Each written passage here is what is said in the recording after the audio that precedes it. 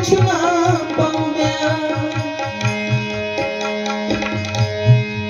उनके बोलिया से बढ़ के, उनके बोलिया से बढ़ के मिश्री मलाई ना होई।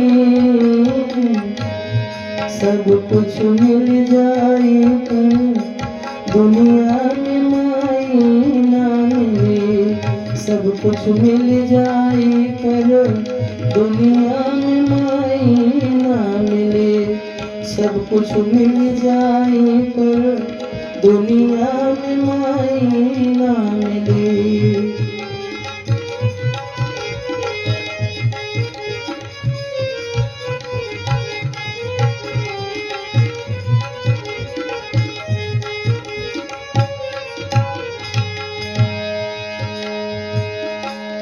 उस संतान के जन्म देने के बाद ना पूरी उम्र महतारी को दुखे में बीतत है। लड़का छोट छोट रहे,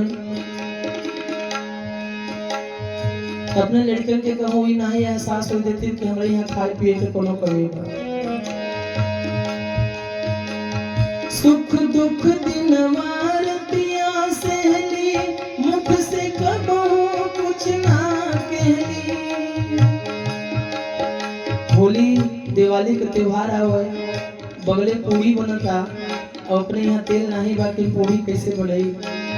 तो महतारी वो समय अचार और चीनी पानी में मिलाई दे और रोटी रखी देते हैं कि बेटवा ऐसे बढ़कर दूसर कोनो मेवा बान है। और वह समय अचार और चीनी पानी माई के हाथे के इतना मीठे आवत रहा।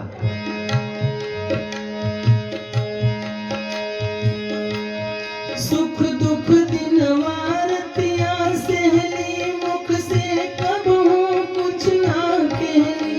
माई आखिर माई होली, अमृत जैसन दिन कर बोली। उनके लड़का कोनो रोत रहा और दौड़ के महतारी के आंचल से जोने समय लग जाए और महतारी जोने समय उन्हें अपने कोरा में भर ले। तो उस समय लड़का के लगा था कि हमें स्वर्ग के सिंहासन पर हमें बैठा है। माई के गोद को तुलना स्वर्ग के सिंहासन से किया गया। जब सुख वहां बैठे के बाद मिला था, लड़कन के वही सुख महतारी के कोरा में बैठे के बाद मिला था।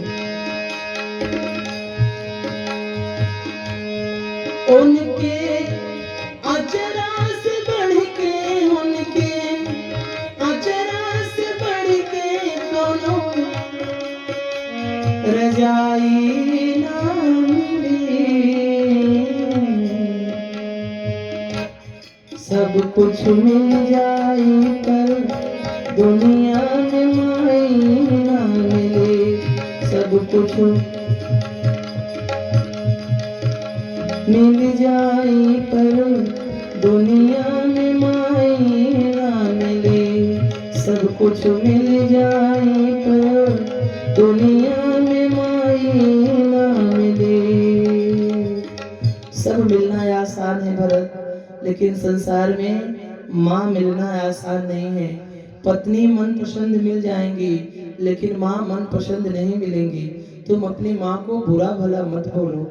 मैं तो तुम्हें यही कहूंगी, जाओ और माँ कैकेयी को तुमने जो भी बुरा भला बोला है, अपने माता कैकेयी को पांव छूकर प्रणाम करके उनसे माफी मांगो। भरत ने कहा मैं नहीं जाता, मैं नहीं जाता, मैं उन्हें अपना मुंह दिखाने लायक नहीं हूँ। अब ये नहीं कह रहे हैं कि मैं उनका मुंह कैसे देखूं, बस ये कह रहे हैं कि मैं उन्हें अपना मुंह दिखाने लायक नहीं हूँ। जब कौशल्या माता ने डांटा कि वो माँ है, माँ हमेशा अपने पुत्र का भला चाहती है। तुम्हारा जन्म उनकी कोख से हुआ था, उन्होंने तुम्हारा भला चाहा, तुम्हें गद्दी दिलवाने का प्रयास किया। अब इसमें यदि विधाता की तरफ से कुछ अर्थ अनर्थ हो गया तो इसमें कैकेयी माता को दोष देने से क्या फायदा। जो होना था सो तो हो गया। माँ तू भरत कहे वचन सुने साचे सरल सुभाए, कहत राम प्रिय तात तुम सदा वचन ममकाय। जाओ राम जी को अपने हृदय में धारण करके माँ से पहले माफी मांगो। भरत जी गए हैं माँ के पास। अब माँ की दशा देखिए, कैकेयी की दशा। जब भरत माँ के पास गए और उनका पैर छूना चाहे हैं तो कैकेयी ने आंचल से अपना मुंह ढक लिया। भरत ने कहा प्रणाम करने आया हूं तुम्हें। कुछ बोल नहीं पा रही है, मानो कि भरत ने थोड़ी देर पहले कहा था कि मुंह में कालिक लगाकर मेरी आंखों से ओट हो जाओ। मानो माता कैकेयी को लग रहा हो कि मेरे चेहरे पर कालिक पुती है, मैं कौन सा चेहरा अपने पुत्र को दिखाऊं, जिस पुत्र के लिए मैंने स्वर्ग का वैभव ले लिया और उस स्वर्ग के वैभव को मेरे पुत्र ने मिट्टी के समान समझकर, उसे धूल समझकर फूंक मार के उड़ा दिया, और मैं उसी की मां होकर मैं उसे कौन सा मुंह दिखाऊं। भरत ने कहा मैं आपको प्रणाम करता हूं। कैकेयी ने कहा मैं आशीर्वाद दूं भी तो क्या दूं तुमको पुत्र, मैं तो आशीर्वाद देने लायक भी नहीं रही हूँ। हाँ इतना जरूर कहूंगी कि राम जी का प्रेम जिंदगी भर तुम्हारे हृदय में बना रहे, और मेरे ऊपर ये जो कलंक आ गया है, अगर तुम्हारे भक्ति के जल से धोने से इस कैकेयी के सिर का यह कलंक अगर जरा सा भी धुल जाएगा तो मैं समझूंगी कि मेरा कोख पवित्र हो गया है, मेरे कोख को तुमने धन्य कर दिया है। और भरत मैं एक आशीर्वाद तुमको और दूंगी बेटा, संसार में जितनी माताएं हैं उन सभी को राम जैसा पुत्र मिले या ना मिले, कृष्ण जैसा पुत्र मिले या ना मिले, और भरत जैसा पुत्र सबके कोख से जन्म ले, यही मैं कहूंगी। आज मेरी कोख से जन्म लेकर तुमने मेरे कोख को पवित्र कर दिया है। वे लोग इसी प्रकार रो रहे हैं कि उसी समय बाबा तुलसीदास जी कहते हैं, वशिष्ठ जी आए हैं। वामदेव वशिष्ठ तब आए, वामदेव वशिष्ठ तब आए, सचिव महाजन सकल बुलाए, सचिव महाजन सकल बुलाए, सरजू तीर रची चिता बनाई, जनु सुरपुर सो पान सुहाई, एहि विधि दाह क्रिया सब कीनी, एहि विधि दाह क्रिया सब कीनी, विधिवत नाई तिलांजल दीनी, सोधि सुमित सब वेद पुराना, कीन भरत दस गात विधाना, सब वेद पुराना, कीन भरत दस गात विधाना, कीन भरत दस गात विधाना। वामदेव वशिष्ठ तब आए, सचिव सकल तब लिए बुलाए। महाराज वशिष्ठ जी आए, भरत जी को समझाया कि भरत अब जो होना था हो गया, तुम्हारे पिता का मृत शरीर आज 2 दिन से पड़ा है, चलो अब अंतिम क्रिया करो। तो सरयू नदी के किनारे एक सुंदर चिता चंदन आम बेल की लकड़ियों से तैयार किया गया। ऐसा चिता तैयार किया गया, जनु सुरपुर सोपान सुहाई, सोपान माने होती है सीढ़ी, जैसे पृथ्वी से लेकर स्वर्ग जाने की सीढ़ी लग गई हो, यानी ये कि चिता पर लेटे लेटे महाराज दशरथ स्वर्ग जाने को तैयार है। ऐसा चिता का निर्माण हुआ है कि एक तरफ चिता लगा है और दूसरी तरफ एक सीढ़ी बनी हुई है स्वर्ग तक जाने के लिए। सशरीर महाराज दशरथ स्वर्ग आते और जाते थे। देवताओं ने उनके लिए एक स्वर्ग में आने के लिए सीढ़ी तैयार कर दिया। यह विधि दाह क्रिया संकीर्णी, 5 बार परिक्रमा करके महाराज भरत जी ने सूत का वस्त्र धारण किया है और 5 बार परिक्रमा करने के पश्चात महाराज दशरथ को अग्नि दी है। अग्नि देने के पश्चात विधिवत नहाय तिलांजलि दीनी, रोज सुबह स्नान करते थे और रोज सुबह पानी देते थे। कितने दिनों तक? बाबा ने लिखा सोधि सुमृत सब वेद पुराना। अग्नि देने के बाद जब घर आए तो वशिष्ठ जी ने कहा, भरत पिता की मृत्यु हो गई है, वेद पुराण का होना अति आवश्यक है, गरुण पुराण अथवा गीता का पाठ अति आवश्यक है। सो बाबा ने लिखा कि शोध सुमृत सब वेद पुराणा, सब वेदों पुराणों में शोध करने के बाद यह निर्णय लिया गया कि मृत शरीर को गरुड़ महापुराण की कथा अवश्य सुनाई जाएगी। सो गरुड़ महापुराण प्रारंभ हुआ, कितने दिन तक चला? 10वें दिन तक। इसीलिए बाबा ने लिखा कि कीन ही भरत 10 गात विधाना, 10वें दिन का जो भी कर्म होता है सब विधि पूर्वक महाराज भरत जी ने किया। 10वें दिन क्षौर कर्म हुआ, उसके बाद क्षौर कर्म के पश्चात 11वां दिन आया। महाराज वशिष्ठ जी से पूछा गया कि क्या किया जाना चाहिए, तो जस जस मुनिवर आयस दीन्हा तह तस सहस भांति सब कीन्हा।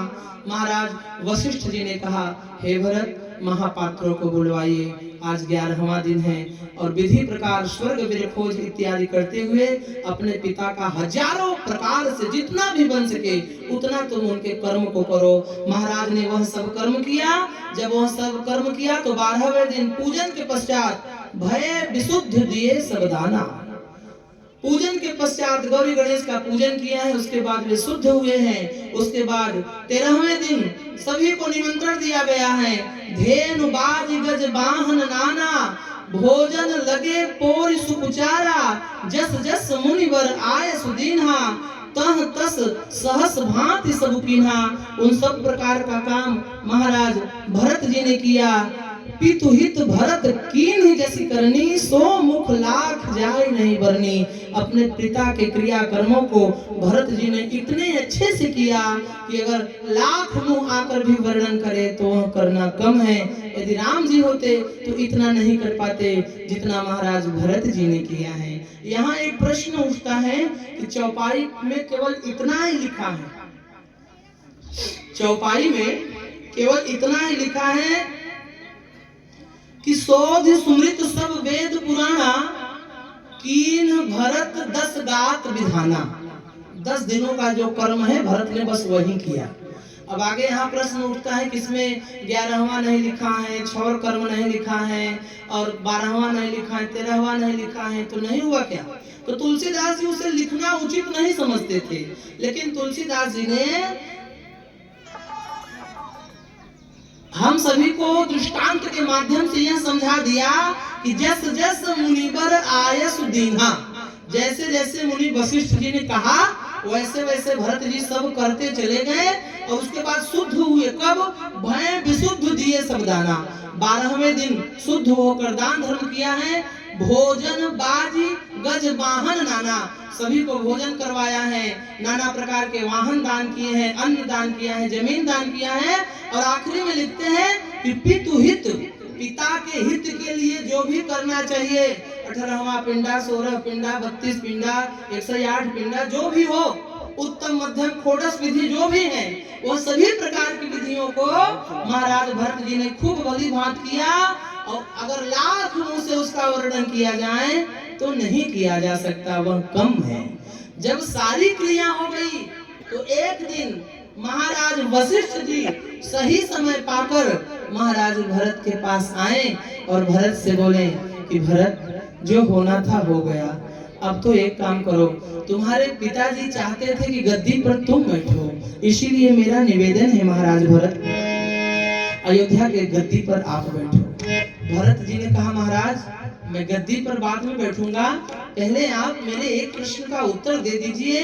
आज 13 दिन बीत गए हैं, मैं 13 दिन से न अन्न मैंने ग्रहण किया है, न जल मैंने ग्रहण किया है, बस मेरे मन में एक ही आस रहे अब छाती, मेरे मन में एक ही आस बची है, पूछो आज जुड़ाऊ बाती, वही पूछकर मैं मेरे हृदय में जलती हुई उस बाती को बुझाऊंगा। आप मुझे यह बताइए, आप किसी अरे गहरे वंश के कुल पुरोहित नहीं हैं, आप सूर्य वंश के पुरोहित हैं, आप वह पुरोहित है जिसका नाता नारायण से है, और आप उनके पुत्र हैं जिनका नाता ब्रह्मा से है। ब्रह्मा के पुत्र शक्ति, शक्ति के पुत्र आप हैं महाराज। आप मुझे यह बताइए कि मैंने सुना है कि आपके हाथों में सारा वेद है, आपके हाथों में सारा शास्त्र है, आपके हाथों में सारी ज्योतिषी है, अरे आपके हाथों में नक्षत्र है, आपके हाथों में मैंने सुना है काल भी है। मैंने सुना है कि आप काल को भी रोक लेते हो, मैंने सुना है कि आप समय को भी रोक लेते हो। अरे समय और काल को छोड़ो, मैंने सुना है कि आपके पास युग बदलने का सामर्थ्य है। तो जिसके पास इतना बड़ा गुण है जो एक युग बदल सकता है, मैंने सुना है कि जब महाराज ब्रह्मा जी ने सभी को धरती पर भेजने का प्रयास किया था, उस समय आपसे कहा था कि त्रेता युग में जब राम होंगे तो आपको जो है पुरोहित का काम करना पड़ेगा। तब उस समय आपने कहा था महाराज मैं ये पुरोहिती वाला काम नहीं करूंगा, क्योंकि उपरोहित के कर्म अति मंदा, यह उपरोहिती का काम बहुत सही नहीं होते महाराज, में बड़ा बदनामी होता, बड़ा बेइज्जती होता। हम खूब अच्छी तरीके से जानी था, पंडितन के लोग बुलाए जरूर लेते, लेकिन न मान दे न सम्मान दे, महाराज ये काम हम न करब, ये काम बहुत बढ़िया नहीं बा है। तो ब्रह्मा जी कहे कि काम तू करबे तो कोनो अरे गरे घरे न करबे, नारायण तोहार चेला बनी, नारायण तोहार चेला बनी, और तब जौन बा तू उनके घर में पुरोहित के काम करबे। तब वशिष्ठ जौन बा तैयार हो गए, कहें ठीक बा, अगर नारायण हमार चेला बनी तो हम पुरोहित बने पे तैयार है, लेकिन एक निवेदन बा। जैसे पुरोहितन के मन में लालच रहा था कि हम सत्यनारायण भगवान को कथा करवाए रही, और इनकर मन बा 251 दक्षिणा दे के, लेकिन हम भोजन करवाई तो फिर 100 रुपया रखवा ली, और चले लागी कहे कि 100 रुपया हमरे पेट्रोलो को दे दा, और जब निकले लागी कहे कि दुल्हनिया पे साड़ी हो तो दे दा। हमरे मन में ई लालच न हो, अगर हमरे मन में ई लालच न हो तब तो हमें पुरोहिती का काम करे दे मंजूर बा, और जौने दिन हमरे मन में ई लालच आई जाए तो महाराज हमें पुरोहिती का काम मत करवावा। काहे? कारण उपरोहित्य कर्म अति, यह बड़ा निंदित कार्य है। राजा राष्ट्र कृतम पापम राज्ञ पापम पुरोहितः। महाराज वशिष्ठ बड़े ज्ञानी हैं, तुम त्रिकाल सर्वज्ञमय ज्ञानशील गुणवंत। महाराज वशिष्ठ बड़े ज्ञानी हैं, उन्होंने ब्रह्मा जी से कहा महाराज मैं जानता हूं अगर